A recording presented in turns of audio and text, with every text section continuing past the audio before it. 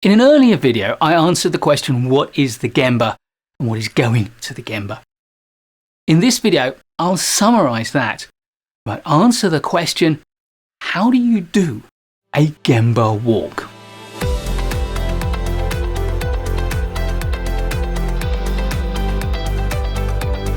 Gemba is a Japanese word that means actual place.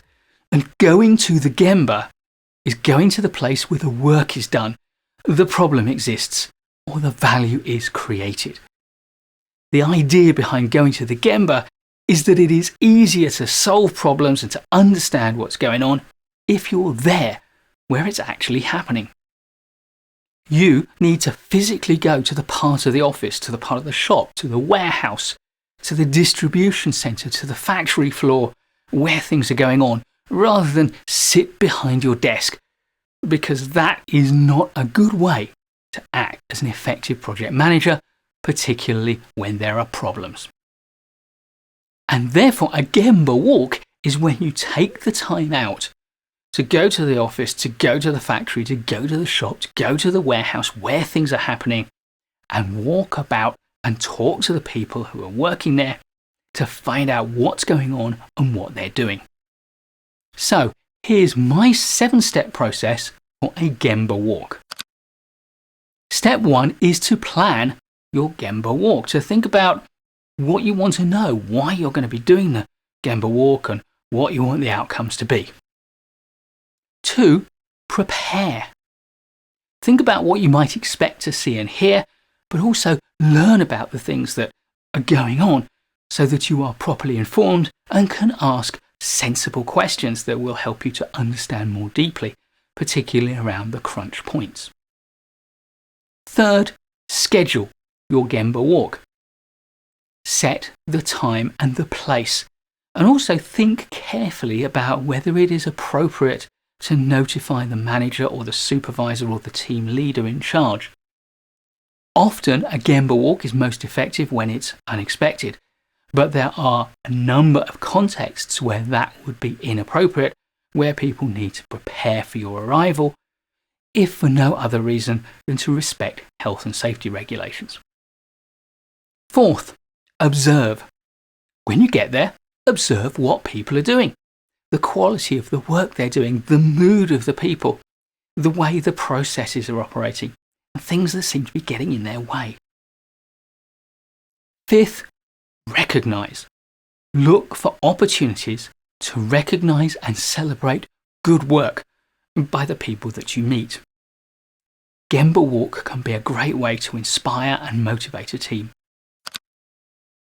6, opportunities.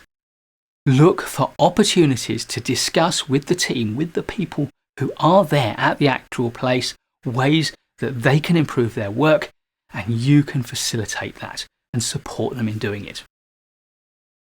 And 7, actions. After you have completed your Gemba walk, take time to reflect on what you've learned and any actions you need to carry out or initiate as a result of it. So the process is simple, but as is always the case, the real value comes from the quality of the questions that you ask while you're on your Gemba walk. Here are some typical examples that you can have up your sleeve. What are you working to achieve? What will done look like? And what will be the quality of the products that you produce when you've completed them? What are your schedule and budget targets? And what is your status against them? What setbacks have you had? What obstacles are in your way? And what concerns do you have? How are you progressing against your work plan? And how can you improve your process and therefore your progress? And what help do you need in order to do that? And if you don't need any help, what support do you need? What materials, what equipment, what assets would make your life simpler and enable you to do your work better? A Gemba walk is a way to get to meet the people who are doing the work for you in the place where they are working. It's your chance to better understand what's going on, to celebrate successes, and to help solve problems and to improve process.